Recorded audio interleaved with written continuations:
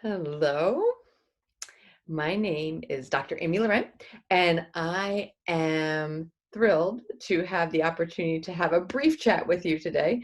We were supposed to have the whole day together to talk about this concept of supporting emotional and energy regulation for autistic individuals, and unfortunately, circumstances are keeping us apart. So I do hope you are all staying happy and healthy and safe in your homes, and I want to give you just a little brief overview of the types of things that we'll be talking about together and some teasers of tools that you can start using before I am able to make the trip to see you next year. So I will tell you now, so I don't forget, that all of these tools are available on my website, which is www.amy-laurent.com. The hyphen is important. If you don't put the hyphen in, you'll wind up at a high-end dating service in New York City. So you might want to do that. But if you truly want downloadable tools to support autistic individuals and people with related learning challenges, you'll want to put the hyphen between the Amy and Laurent. The other place to get these things, which is kind of the fastest way to do it because they often get released there first, is our Facebook page. So I have a partnership with another developmental psychologist whose name is Dr. Jacqueline Feedy. She is an autistic woman, and she and I developed these tools together. So they have a developmental foundation. And they're infused with the autistic perspective, which makes them kind of unique. So they are all available on our Facebook page as well, which is called Autism Level Up. So you might want to check that out as well. So again, our job, or what we want to do, is just to give you this brief overview of what we think about when we think about emotional regulation and we think about energy regulation for autistic learners, and when we think about supporting them in ways that make sense to them. So oftentimes when we talk about challenging behaviors and we talk about emotional dysregulation, the first things that come to mind are is a functional behavior assessment done, or do we have a behavior management plan in place? And what I want to do is help us kind of reframe those first questions we ask and think about why we ask them and maybe the questions that we should be asking instead. So when we talk about behavior management, we're really focused on the external observable behavior, what that individual is doing. And oftentimes, if it truly is a challenging behavior, it is something that we don't want someone to engage in because it might be dangerous or damaging or disruptive in some way. And so we don't want to lose sight of that. And we do want to honor and acknowledge that the behavior exists.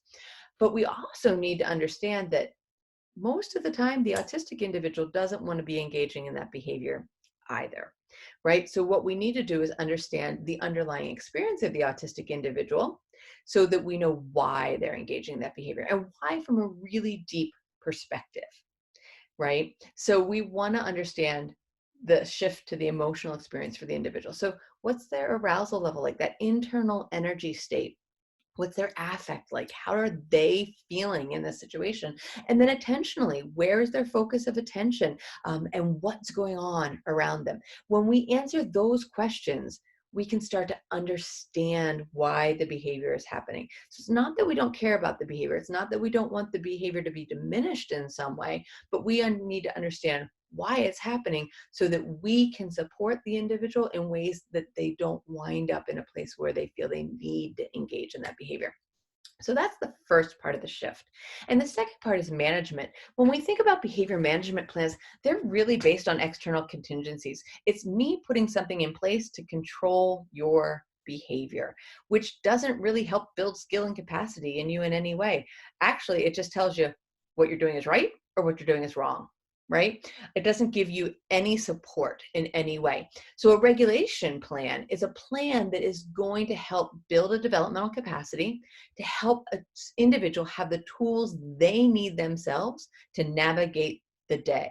So I'm shifting from controlling the situation from the outside to building internal capacity in the individual. And that's really the shift that we're after when we talk about emotional or energy regulation. How do we honor and understand how the person navigates the environment? And then also, how do we help support their development so that they are able to navigate their day successfully on their own? Okay, So when we talk about emotional regulation, it's really good for us to have a solid definition that we're all talking about. We want to know that emotional regulation is a developmental process, and all of us are engaging in it all of the time, right? We're all learning and growing in this area. And as we develop more regulatory skills, and many of our regulatory skills have been tested during this trying time while we're at home, but as we develop more regulatory skills, we become more available for learning and social engagement. So our job for our students is to get this basket, this toolbox, these strategies more and more and bigger and bigger.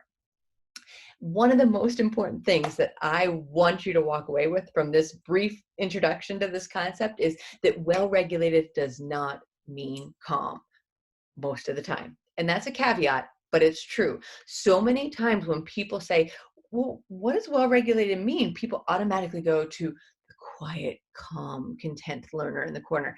And that might be the exact wrong state for the context they're in. And that is so important for us to know. Sometimes being calm is just right. If you're in a quiet, read aloud in a library, being calm is a great state to be in. But if you're on the playground, not so much.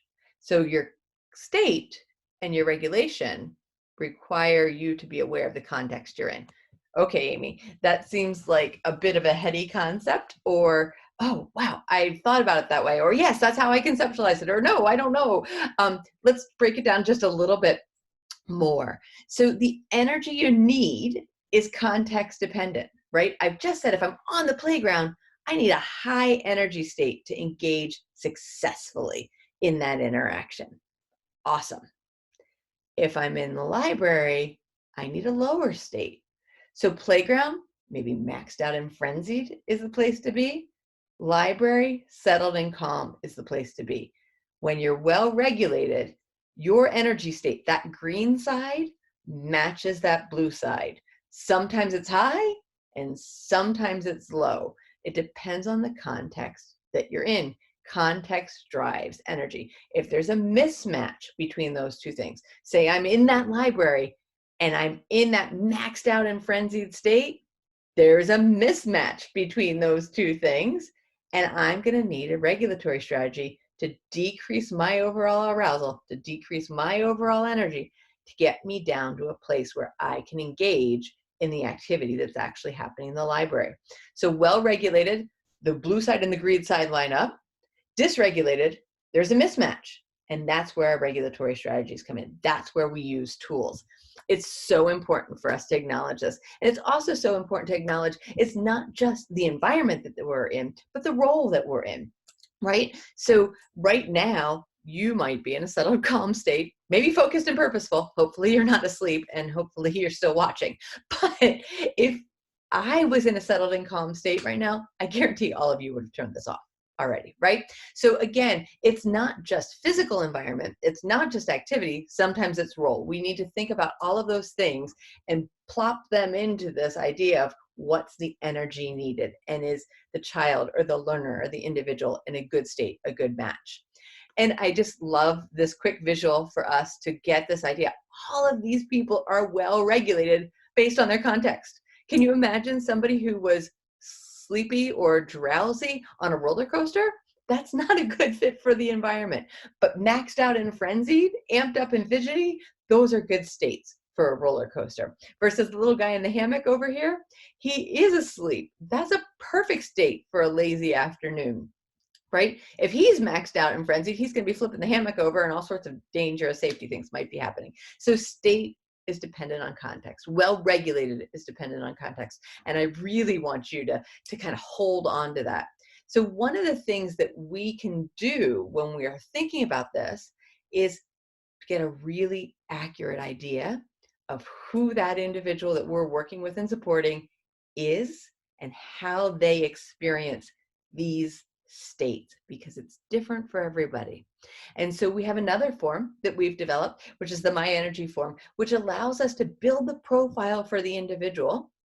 What do they look like at each of these states? What do other people see, hear, observe? And then if they're able, and capable, they can give us some insight about what they feel at those states. Now, we can use this with individuals who are not reflective, who aren't communicating in ways that are that sophisticated, by just being careful observers. The idea is to get the team or the family around the child to come up with a consistent description of each of these 6 states so that everybody observing and supporting that child understands when they see a child doing this behavior, whatever it is. Maybe it's their vocalizations increase and they start to pace the room, that's an indication that they're moving into that amped up and fidgety state. What that does is give everybody information about, is amped up and fidgety a good fit for the activity that they're in, or do I need to start to think about supporting their regulation to help either increase their arousal level or decrease their arousal level? Hopefully that makes sense to you. You'll see in that center column, we've got some kind of general descriptions of what these states are often thought about, what they often look like, but they're not going to be the same for everywhere. And that's why we've created this form, so you can create your own profile for the people that you're supporting. You'll also see, very importantly, at the bottom of each of those boxes, it says a context where it's appropriate. We want to remember that all of these states are good states. They're just states that have to match the environment that the individual's in. I should mention, and I know I haven't yet, that these 6 biobehavioral states are drawn from the developmental literature, the work of T. Barry Brazelton and many others, looking at arousal and how we navigate our day. So these are grounded in developmental theory, and that's why we've chosen to go in this direction. One of the other things that might be jumping out at you about the support is you'll notice I purposely have left off any emotional talk. And I've done that because sometimes we have autistic individuals that we support who emotion really resonates for them. They really truly get it and they're able to express themselves very accurately. And then there's this other subset of autistic individuals who really struggle with emotion. These are the kids that you've worked on emotional expression with for a few years, maybe even, and in the middle of distress. You know, they're crying and they're clearly upset about something, and someone says to them, "What's wrong? How do you feel?" And they go, "I'm happy." Okay, that's a student who has not resonated with the description of the neurotypical expression of emotion. And if we pull back those emotional labels and help them understand these energy states, oftentimes they're much more successful. So we kind of have 2 different roads that we can go, and that's powerful for us. We can figure out what works for what student. So what's so important is once you get this clear description for the individual that you're supporting of these 6 different states, then you can go back and use this tool as a team providing support for the autistic individual really successfully, because you'll know what that green side really looks like based on their own behavioral presentation, right? You can size up the environment, you can size up the activity and figure out the blue side, but you'll know where they are based on these consistent cues that you as a team or you as a family have pulled out for the individual. So just kind of keep that in mind. We do know that helping children do this is enormously important. Children who are better able to regulate their emotion and their energy state are more able to relate to others and form peer relationships, engage in positive social interactions. We also have research that says that the ability to regulate emotion is a better predictor of quality of life than IQ. And that is super powerful for us to think about as educators and people who care about and support people who struggle in this area. This becomes a huge priority of our educational efforts. We want to make sure that they have these tools to navigate their days successfully, to have good quality of life and good mental health that are associated with it. All right, so that's the teaser. That's what I'm going to leave you with. I really do hope you're all safe and healthy, and I look forward to spending time with you next year. Know that you can download all of these supports, as I said, from my website or from the Autism Level Up Facebook page, and take good care.